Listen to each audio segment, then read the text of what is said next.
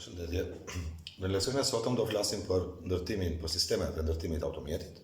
Do themi disa gjëra elementare për çdo sistem të automjetit, po kryesisht do ndalemi në ato sisteme të cilat kanë të bëjnë me uljen, mirëmbajtje të cilave, mirëfunksionimit të cilave kanë të bëjnë me uljen e aksidenteve rrugore dhe me rritjen e sigurisë së qarkullimit. Gjithashtu do japim dhe se si ndikojnë sisteme të ndryshme në sjelljen e mjetit gjatë qarkullimit. Fillojmë me sistemin e parë që dhe praktikisht është një nga sistemet më të rëndësishëm të një automjeti, i cili ka të bëjë lidhje direkt me uljen e aksidenteve apo rritjen e sigurisë së qarkullimit. Dhe ky sistem kuptohet që do jetë sistemi i drejtimit. Sistemi i drejtimit është ai sistem i cili përbëhet nga të gjitha, fillon në gomat drejtuese të automjetit dhe deri te timoni, duke përfshirë të gjithë elementet përbërës të tij. Sistemi i drejtimit gjatë përdorimit të tij ka konsume dhe ka shenja të ndryshme që jep shenja të ndryshme të cilat pasqyrojnë ato probleme që mund të ketë sistemi i frenimit. Dhe janë dy shenjat kryesore që jep sistemi i frenimit. Shenja kryesore është dridhja e timonit. Nëse ne gjatë lëvizjes tonë na dridhet timoni, atëherë duhet të shikojmë, duhet të dimë që të gjitha pjesët e sistemit të drejtimit janë konsumuar dhe konsumimi i tyre krijon hapësira midis dy pjesëve që punojnë bashkë dhe gjatë lëvizjes së pjesës së majtas djathtas kuptohet që për shkak të hapësirave në dorë, në timon, do ndjejmë dridhje. Por njëkohësisht dridhje do ndjejmë edhe nëse nuk janë ekuilibruar pjesët e sistemit të drejtimit, duke filluar që nga gomat, një gomë e deformuar shkakton dridhje të sistemit të drejtimit, dridhje të timonit, po njëkohësisht dhe mos ekuilibrimi i një gome apo i pjesëve të ndryshme të sistemit të drejtimit. Atëherë përfundimisht, sistemi i drejtimit që është sistemi kryesor që rrit sigurinë rrugore në një automjet bashkë me sistemin e frenimit dhe nëse ne gjatë ecjes tonë na dridhet timoni, duhet kemi parasysh vetëm dy gjëra. Ose kemi një konsumim të pjesës së sistemit të drejtimit, ose kemi një mos ekuilibrim të pjesës së sistemit të drejtimit, duke përfshirë këtu dhe gomat të cilat nga përdorimi mund të jenë të deformuara ose të mos ekuilibruara.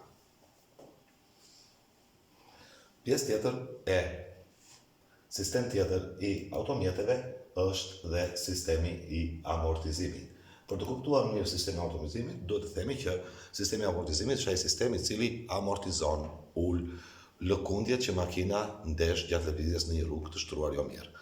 Po ilustroj me një video e cila tregon qartë se si funksionon. Shikoni me kujdes. Kjo pjesa këtu, që vazhdon dhe këtej, është pjesa që mbështetet në shasinë e makinës, mbi të cilën pastaj vihet gabina, sedile dhe të gjitha pjesët e tjera të makinës. Shikoni gjatë lëvizjes, nëse makina lëviz në një rrugë me grova, të gjitha këto pjesë lëvizin dhe shasia, pjesa ku janë montuar gjithë pjesët e tjera të makinës, qëndron e pa lëvizur. Pikërisht, sistemi i amortizimit është ndërtuar për të amortizuar apo për të ulur lëkundjet në një rrugë të shtruar jo mirë. Megjithatë, edhe mos funksionimi mirë i sistemit të amortizimit kuptohet që do krijojë probleme gjatë qarkullimit. Cilat janë këto probleme? Nëse amortizatorët e mjetit, që janë këto këtu, të cilët punojnë bashkë me këto susta këtu për të ulur lëkundjet, nëse amortizatorët prishen, kuptohet që gjithë goditjen do ta marrin sustat dhe bashkë me amortizatorët do prishet edhe sustat. 2. Prishja e amortizatorëve është normale që do sjellë një ulje të komoditetit të pasagjerëve gjatë udhëtimit. Që do të thotë, ato gropa dhe që shuheshin nga amortizatorët, tashmë do t'i ndjejmë shumë më tepër dhe kjo ul komoditetin në lëvizje të mjetit. Por amortizatorët e konsumuar shkaktojnë njëkohësisht dhe konsum jo uniform të pjesës ballore të gomës. Kjo është pjesa ballore e gomës, që zënë rrugë, dhe pjesë që cila disa raste e gjendet me termin bakistrad, prishja e amortizatorit sjell një konsum jo uniform të pjesës ballore të gomës, e cila nuk hahet njëtrajtësisht në të gjithë gjerësinë e saj. Po kështu, amortizatorët e rënë ose të prishur sjellin një frenim të çekuilibruar, sidomos në kthesa. Që do të thotë, nëse ne frenojmë me amortizator të prishur ose të rënë, atëherë makina nuk qëndron në trajektoren e frenimit, po tenton të spostohet djathtas ose mbajtas gjatë frenimit, e njëjta gjë ndodh dhe në kthes. Prandaj themi që amortizatorët e rënë shkaktojnë sjellje jo normale të mjetit në kthes dhe gjatë frenimit. Këto janë shkaqet që sjellin amortizatorët, prandaj duhet kemi parasysh në mirëmbajtjen e tyre dhe në mirë funksionimin e tyre. Një rol shumë të madh në sistemin edhe të drejtimit, edhe të amortizimit, po edhe të qëndrueshmërisë së makinës me asfaltin, losin gomat. Gomat duhet të jenë të vendosura në mjet ashtu siç e thot leja e qarkullimit të mjetit. Ai tip gome ose ajo masi gome e cila është e shkruar në lejen e qarkullimit. Gomat as nuk fryen dhe as nuk çfryen më shumë se sa thot leja e qarkullimit. Presioni i gomave është gjithmonë i njëjtë, pavarësisht se jemi në rrugë të lagur, jemi në malore, jemi me peshë apo jemi pa peshë. Gomat kanë, ai prodhuesi që ka prodhuar, ka shënuar dhe sa duhet të jetë presioni i fryrjes gomave. Prandaj gomat mbahen me presionin që ka thënë konstruktori, ai që ka prodhuar, dhe nuk lejohet as të ulet dhe as të ngrihet ky presion i gomave. Kur mjeti prodhohet fillimisht, gomat janë të konvergjuara, që do të thotë këto dy gomat e para, gomat e të njëjtit aks, janë paralele me njëra tjetrën, që do të thotë kjo bën që makina të sillet shumë mirë gjatë qarkullimit, të ruajë trajektorin që ne dëshirojmë. Gjatë procesit të punës së mjetit, të qarkullimit të mjetit, kuptohet elementë të ndryshme të sistemit të drejtimit të makinës, konsumohen dhe konsumimi i tyre sjell që këto gomat që ishin të konvergjuar apo ishin paralele me njëri tjetrin, gjatë përdorimit të fillojnë të shmangen nga pozicioni fillestar që janë prodhuar në makinë. Kjo sjell qëndrueshmëri të vogël të mjetit edhe në lëvizje dhe gjatë frenimit. Prandaj shkojmë dhe u bëjmë një proces të caktuar që quhet konvergjencë, e cila i sjell gomat në gjendje fillestare paralel me njëra tjetrën dhe gjë që rrit pastaj qëndrueshmërinë e mjetit në lëvizje. Çfarë duhet të shikojmë zakonisht te gomat? Te gomat ne duhet të kontrollojmë zakonisht gjë që në secili nga ne e bën për ditë, përpara se të shkojë te mjeti, shikojmë pamjen e jashtme të gomave, që do të thotë shikojmë nëse gomat janë apo jo të konsumuara.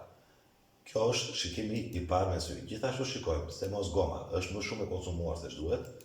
Shikojmë nëse ekzistojnë apo jo lulet e gomave, kanalet e gomave, të cilat janë ndërtuar dhe kur prodhohet goma prodhohet në kanale në mënyrë që në rast shiu ai ujë që duhet të ishte midis gomës dhe asfaltit, nëpërmjet këtyre kanaleve, si pasojë e ngjeshjes që makina i bën gomës në asfalt, të dali jashtë nga nëpërmjet kanaleve. Kjo gjë, nxjerrja e ujit jashtë, rrit fërkimin ose kapjen ose kontaktin e gomës me asfaltin, dhe një fërkim i mirë, një kontakt i mirë apo një kapje e mirë na intereson për të ulur ushqitjen e mjetit. Gjithashtu te gomat duhet të kontrollojmë thellësinë apo trashësinë e pjesës ballore, të kësaj pjese këtu. Nëse këto kanalet janë shumë të konsumuara, rritin duke ulur kontaktin, fërkimin apo kapjen me asfaltin, ulin, rrisin njëkohësisht mundësinë e shkarjes në kohë të lagur, po jo vetëm në kohë të lagur dhe jo vetëm në shpejtësi të mëdha, po dhe në shpejtësi normale. Gjithashtu, gomat shikohen për paraqitjen e tyre të jashtme, pasi gomat gjatë përdorimit mund të deformojnë, gjë që në shumë raste duket në sy. Gjithashtu gomat kontrollohet pamja e jashtme e tyre, se mos në pjesët anësore apo pjesët ballore kanë dalë telat, pasi një pjesë për goma kur prodhohet ka në brendësi të saj dhe tela. Një gomë e tillë, shumë e konsumuar, me kanale shumë të konsumuara, që i kanë dalë telat apo i kanë deformuar, nuk i bëhet asgjë tjetër, përveç se duhet të nderohet në mënyrë urgjente. Te goma, po e theksoj, nuk kemi pse kontrollojmë, pasi këto janë pyetje të testit, nuk kontrollojmë as peshën dhe as përbërjen kimike. Këto janë kompetencat të firmës e cila ka prodhuar gomat dhe është licencuar për këtë pjesë.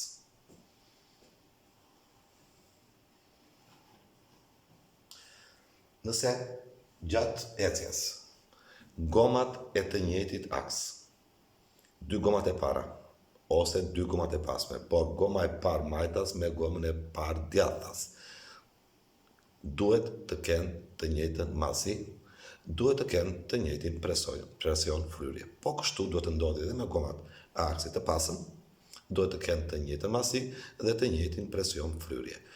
Kjo rrit qëndrueshmërinë e mjetit në lëvizje. Nëse gomat e të njëjtit aks, e majta me të djathën nga të parat, ose e majta me të djathën nga të pasmet, kanë mallësi të ndryshme, ose presion fryrje të ndryshme, kjo gjë ul qëndrueshmërinë e mjetit gjatë qarkullimit.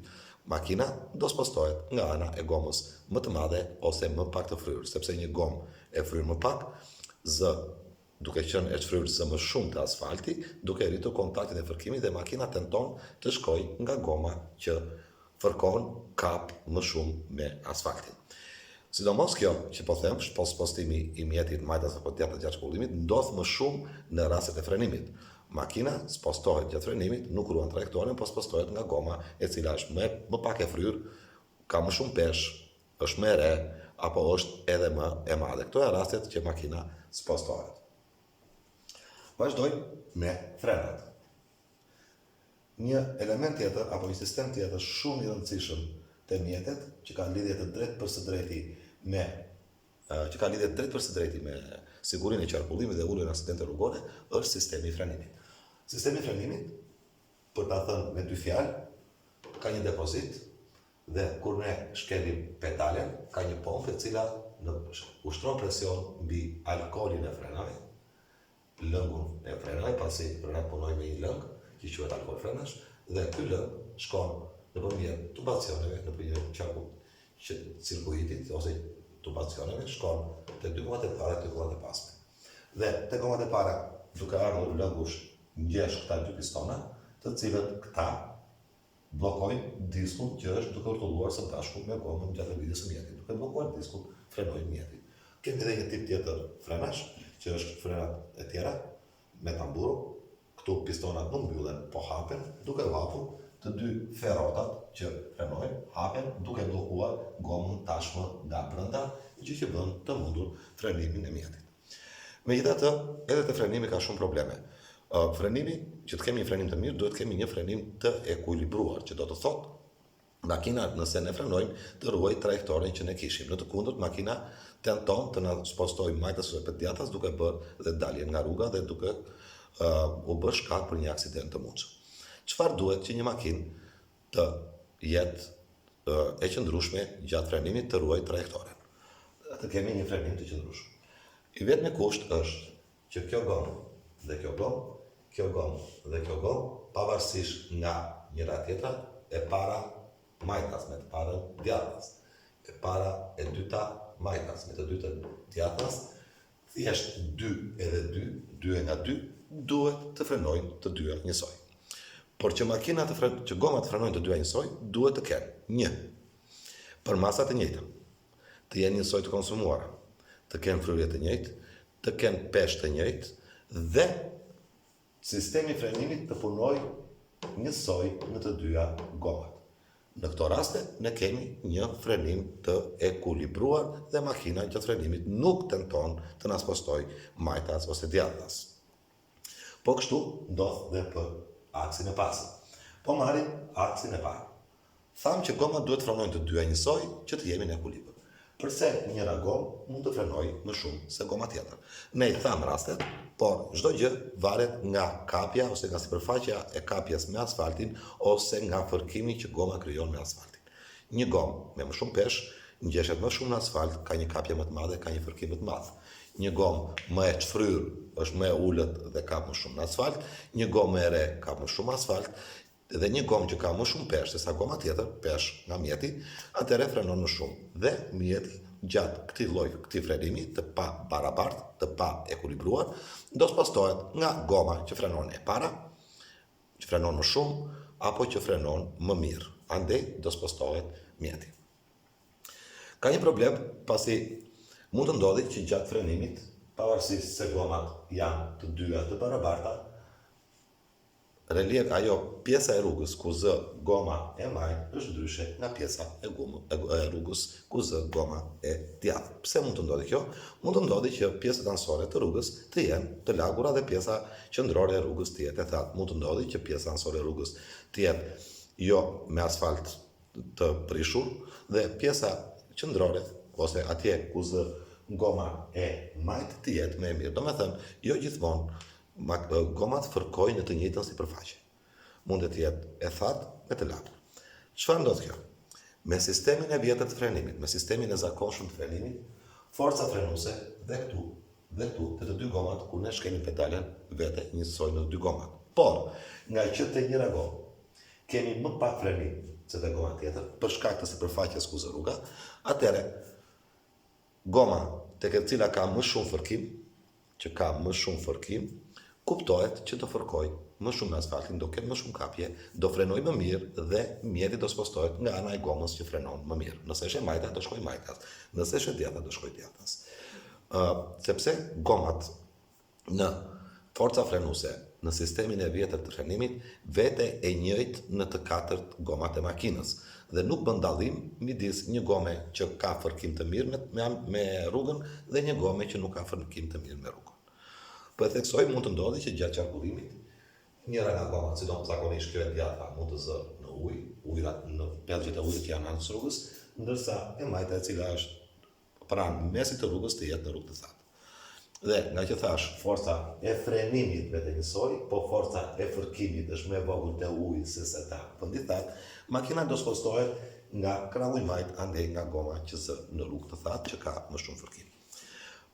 Për të shmangur këtë pa qëndrueshmëri të mjetit të frenimit, është pjekur një sistem i ri frenimi i cili quhet ABS, që inicialet janë ABS dhe është një sistem inteligjent frenimi, i cili nuk bën asgjë tjetër përveç se bën balancimin e frenimit gjatë kohës së frenimit.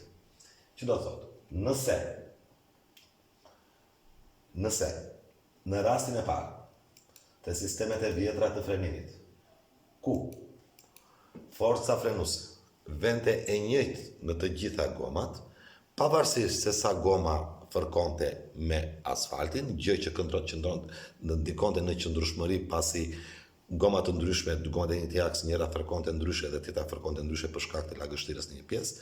Ky sistem i ri është një sistem inteligjent, i cili bën pikërisht shpërndarjen e forcës frenuese në mënyra të ndryshme, në goma të ndryshme, në varësi të asaj që gomat fërkojnë me asfaltin. Që do të thotë, atje ku ka fërkim të ulët, se për shembull ka lagështi, ky çon një frenim më të madh.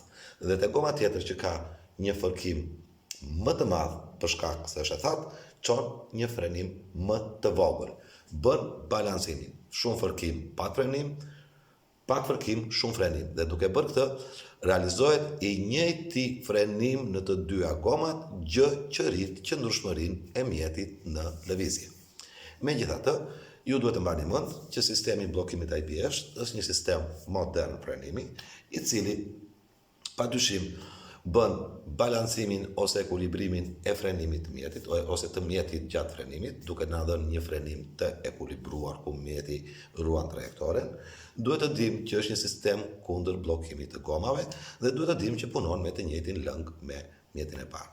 Duhet të dimë gjithashtu që sistemi ABS është sidomos i nevojshëm dhe i domosdoshëm në rrugët e lagura dhe me pamjaftueshmëri fërkimi. Ajo që ne shpjeguam, atje ku ka pak fërkim, çon më shumë frenim dhe sidomos është për në kthesa. Do shpjegojmë vetëm tani dhe pjesën pse quhet sistem kundër bllokimit, anti-blockar sistem. Nëse në një sistem të vjetër frenimi, ne shkelim pedalen, sa më fort të shkelim pedalen, aq më shumë do frenojnë gomat deri në bllokim të plot dhe heqjen zvarr të gomës gjatë frenimit. Kjo krijon një problem, sepse nëse goma ikën zvarr gjatë frenimit, bllokohet, atëre hapësira e frenimit rritet, makina do më shumë rrugë për të frenuar ku gomat i kanë zvarr, pasi zëvendësohet fërkimi rrokullisës me fërkimin rrëshqitës. Ideja është kjo, nëse gomat bllokohen, duhen më shumë metër rrugë për të frenuar ose më thënë ndryshe teknikisht rritet hapësira e frenimit. Çfarë bën ABS? Nga vetë emri që ka, që quhet sistem kundër bllokimit, anti-blockar sistem, pavarësisht forcës që ushtrojmë në pedalja. Pavarësisht forcës që ushtrojmë në pedalja. Ai në kohën ndërhyn pikërisht në kohën që gomat e mjetit tentojnë të bllokohen dhe të hiqen zvarr. Dhe pikërisht në këtë fazë ndërhyn dhe nuk i lë gomat të bllokohen dhe duke mos lejuar këtë ul hapësirën e frenimit, gjë që na shman nga aksidentet. Edhe njerë, sistemi i bllokimit kundër bllokimit të gomave ndërhyn në fazën e bllokimit të gomave duke mos i lërën gomat të bllokohen dhe kjo ul na jep një rrugë më të shkurtër për të frenuar duke shmangur aksidentet. Dhe gjithashtu, siç e tham, sistemi ABS bën balancimin e frenimit në gomat e të njëjtit aks duke na dhënë një qëndrueshmëri në gjatë frenimit. Ky është edhe sistemi i bllokimit të gomave, bile ky sistem na krijon edhe pulsime te pedalja e këmbës në një rast frenimi më të fortë se ç'duhet. Gjithashtu kemi dhe sistemet të tjera të mjetit që janë për shembull sistemi i ndriçimit të mjetit. Sistemi i ndriçimit të mjetit shërben për të ndriçuar rrugën, për të rritur fushpamje dhe njëkohësisht për të bërë të dukshëm mjetin tonë nga mjetet që vijnë nga pas. Prandaj, edhe ky sistem duhet të jetë në gjendje të mirëpune dhe duhet të jetë gjithmonë në funksion në orët që e detyron ligji. Çfarë duhet kemi parasysh te sistemi i frenimit? Te sistemi i frenimit duhet kemi parasysh të shikojmë në radhë të parë te dukshmëritë e xhamave të fenerëve.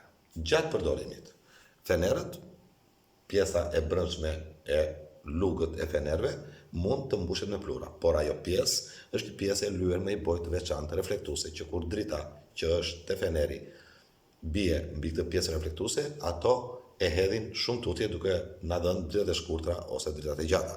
Pa to, drita e makinës do ndriçonte njësoj si një dritë normale.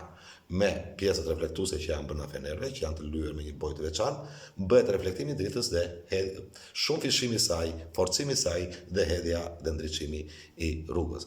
Prandaj ne duhet të kujdesemi për pastërtinë e xhamave, por edhe të pjesëve reflektuese të pasqyrave. Gjithashtu duhet të shikojmë edhe sistemin e pasqyrave, që quhet sistemi prapashikues. Pasi pasqyra ne shikojmë nga pas. Këto pasqyra kuptohet që na japin një pamje të rrugës pas, na përgatisin për të parë rrugën në një rast parakalimi apo për të shmangur aksidente të ndryshme. Dhe kuptohet që duhet të jenë gjithmonë të pastra, gjithmonë në gjendje të mirëpune dhe njëkohësisht edhe xhamat e parë të makinës kuptohet që duhet të jenë gjithmonë të pastër sepse nëpërmjet tyre ne shikojmë të dy pasqyrat. Një sistem tjetër që ndikon në qëndrueshmërinë e mjetit në lëvizje është padyshim dhe fshirësi në uljen e aksidenteve, është padyshim dhe fshirësia e xhamave. Pavarësisht se është një gjë që duket si e vogël, rrezikshmëria e lëvizjes në një kohë me shi ose edhe në kohë pa shi, por kur në rrugë ka rënë substanca të ndryshme dhe kalon përpara nesh një makinë e madhe, gomat e të cilës i hedhin te mjeti jon të gjithë ato vajra që ishin në rrugë. Prandaj është shumë e rëndësishme të kemi një fshirëse në gjendje pune dhe jo vetëm kaq, por duhet të kemi edhe në depozitën e lëngut, duhet të kemi lëng fshirës me ilaç pastrues që të bëj mundësisht edhe pastrimin e vajrave të ndryshëm që mundet të vinë në xhamin tonë. Duhet kemi parasysh se ka raste kur ne na ndos që duhet të vëmë fshirëse të punë, butoni ose duhet të kontrollojmë, pasi shtypim butonin fshirëset nuk punojnë. Tre janë arsyet që nuk punojnë fshirëset, ose është prishur çelësi që i komandon fshirëset, ose motori që bën lëvizjen e fshirëseve është i prishur, ose siguresa e fshirëseve është e prishur, e djegur. Të tre ato janë faktorë që ndikojnë në mospunimin e fshirëseve pasi ne i kemi vënë në punë. Shikojmë disa raste me qënëse folën për gomat. Këto janë shembuj të presionit të fryrjes së gomës. Një gomë e fryr shumë. Shikoni sa ndikon presioni, kur një gomë sa zë goma te rruga në këtë pjesë këtu, dhe shikoni çfarë ndryshimi ka kur goma është e shtryrë sa është kapja e rrugës me asfaltin. Është ajo që shpjeguam që goma sa më e shtryrë, aq më shumë kap fërkon me asfaltin. Gjë që pastaj jep rezultat te frenimi i mjetit. Sistemi i amortizimit, sistemi i drejtimit. Këto janë ato sisteme që ndikojnë drejt për së drejti në sigurinë e mjetit gjatë lëvizjes. Eu valem derit.